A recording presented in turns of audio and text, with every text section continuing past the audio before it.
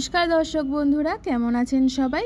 আমার channel miss বঙ্গাল বর্ষার আরও একটি নতুন ব্লগে আপনাদের সকলকে জানাই অনেক অনেক স্বাগত।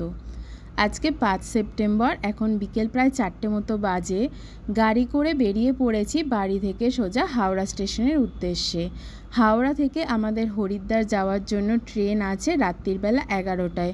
তবে এই ট্রেনটি ছিল দুপুরবেলা 1টার সময়, কিন্তু আমরা যখন রেডি হচ্ছি বাড়ি থেকে বেরোবো বলে, তখন রেলের থেকে মেসেজ পাই যে কোনো কারণবশত ট্রেনটিকে রিশিডিউল করা হয়েছে দুপুর 1টার বদলে রাত্রি 11টায়। তো আমরা সকালবেলা না বেরিয়ে বাড়িতে আরও কিছুক্ষণ অপেক্ষা করি, দুপুরের খাওয়া দাওয়া সেরে রেস্ট নিয়ে তারপরে বিকেল প্রায় 4টের দিকে বেরিয়ে পড়ি হাওড়া স্টেশনের উদ্দেশ্যে।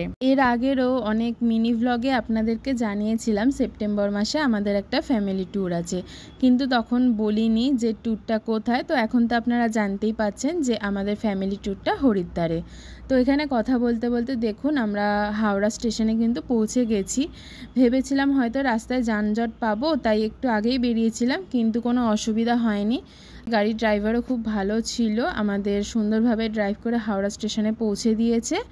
আমাদেরকে উনি ওল্ড বিল্ডিংয়ে নামিয়ে দিয়েছিল, কিন্তু পরে আমরা জানতে পারি যে ট্রেনটিতে আমরা যাব সেটা নিউ বিল্ডিং থেকে ডিপারচার করে। তো আমরা আবার লাগেজপত্র নিয়ে নিউ বিল্ডিংয়ের দিকে হাঁটা শুরু করি।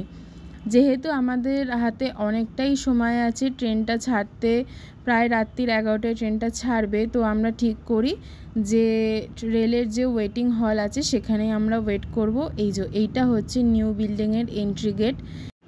এখানে গেট নাম্বার 11 লেখা। এখান থেকে আমরা প্ল্যাটফর্মের দিকে এন্ট্রি করছি। এই গেট থেকে এন্ট্রি করে ঠিক এর ডান দিকে একটা সহযোগ লেখা বোর্ড আপনারা দেখতে পাবেন। ঠিক তার পাশেই একটা সিঁড়ি আছে যেটা চলে যাচ্ছে সোজা এসি ওয়েটিং হলের দিকে। আপনারা ওখানে গেলেই বোর্ডটা দেখতে পাবেন, এসি ওয়েটিং হল লেখা।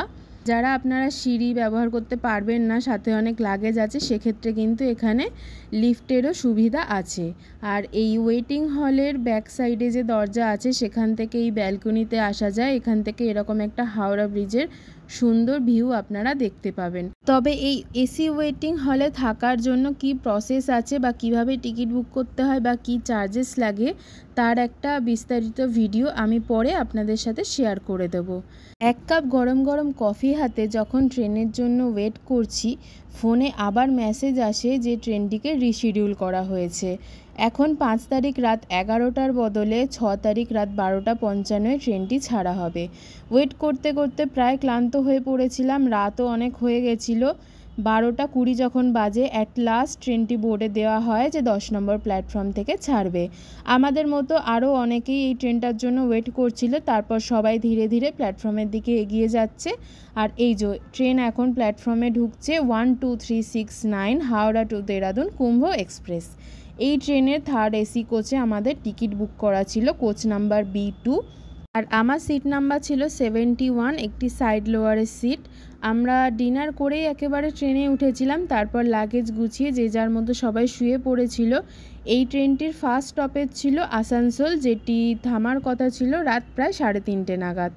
তারপর যখন ভোর হলো, ট্রেনের জানলা থেকে এরকম সুন্দর দৃশ্য দেখতে দেখতে এগিয়ে চললাম আমরা আমাদের গন্তব্যের দিকে। সকালবেলা ফ্রেশ হয়ে 1 কাপ গরম গরম চা আর বিস্কুট খেতে খেতে ট্রেনের জানলা থেকে এরকম সুন্দর মনোরম দৃশ্য দেখতে দেখতে এগিয়ে চললাম আমরা আমাদের গন্তব্যের দিকে। এই কারণেই তো ট্রেন জার্নি আরও আমার বেশি পছন্দের। আচ্ছা, এবার এখানে বলে রাখি, আপনারা যারা হাওড়া থেকে ডাইরেক্ট দেরাদুন বা হরিদ্বার যেতে চান, সেক্ষেত্রে কিন্তু 3টি ট্রেন আছে হাওড়া থেকে ছাড়ে, যেগুলো ডাইরেক্ট দেরাদুন পর্যন্ত যায়। অথবা আপনাদেরকে দিল্লি হয়ে হরিদ্বার বা দেরাদুন যেতে হবে।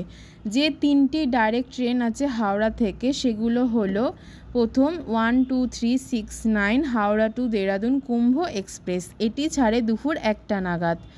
এরপর আছে 12327 উপাসনা এক্সপ্রেস, এটি ছাড়ে দুপুর 1টা নাগাদ। আর আছে 13009 দুন এক্সপ্রেস, এটি ছাড়ে রাত 8:25 নাগাদ।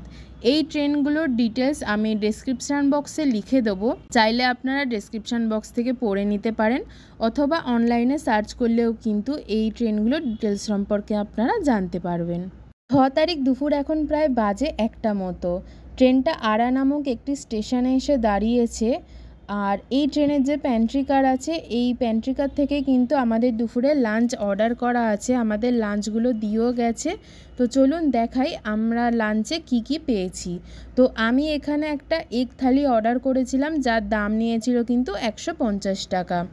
এখন আপনাদেরকে দেখাই এই থালিতে কি কি আছে।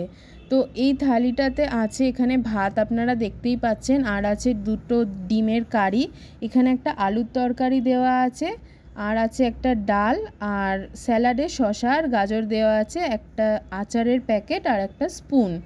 তবে এই খাবারের স্বাদ কেমন ছিল সেটা যদি আমাকে জিজ্ঞেস করেন, আমি বলবো আমার এক্সপিরিয়েন্স খুবই খারাপ। এই খাবারের থালিটা দেখতে যতটা সুন্দর, তবে খাবারের টেস্টগুলো কিন্তু ততটাই বাজে।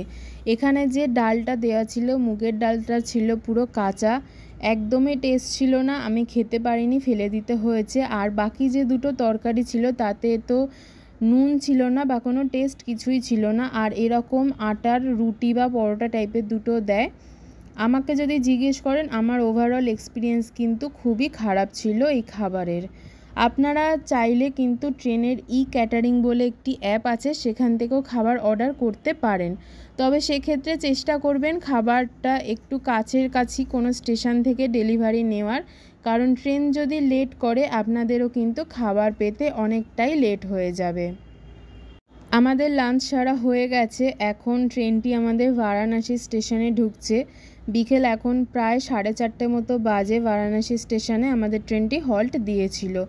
তারপর ট্রেনটি আবার ছেড়ে এগিয়ে চললো আমাদের গন্তব্যের দিকে। আর এই পড়ন্ত বিকেলবেলায় সুন্দর সবুজে ঘেরা মাঠ, তার মধ্যে এরকম কাশফুল ফুটে রয়েছে, দেখতে কিন্তু খুবই সুন্দর লাগছিল।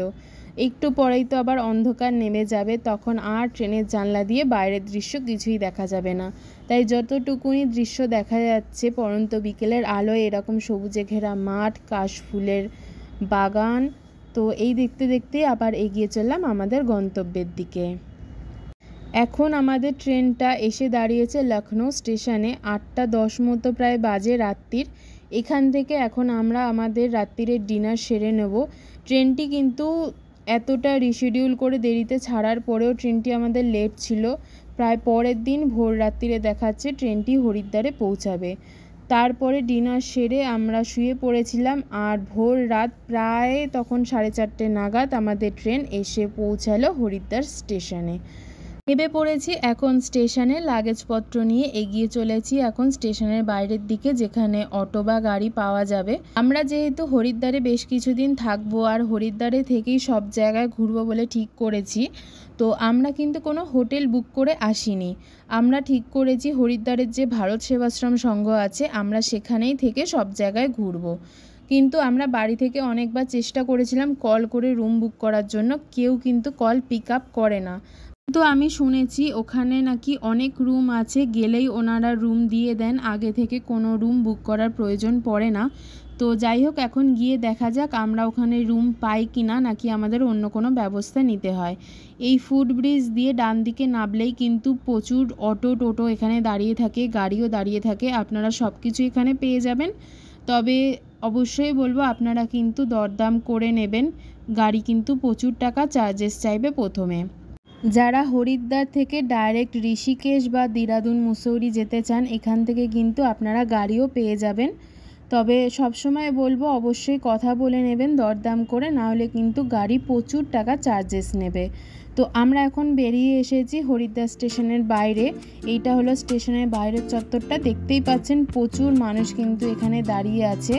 তো আমরা চলুন এখন যাই, একটা অটো ঠিক করি ভারত সেবাশ্রম যাওয়ার জন্য। ভারত সেবাশ্রম পর্যন্ত যাওয়ার জন্য স্টেশন থেকে একটা অটো কত ভাড়া বলছে, চলুন গিয়ে দেখা যাক।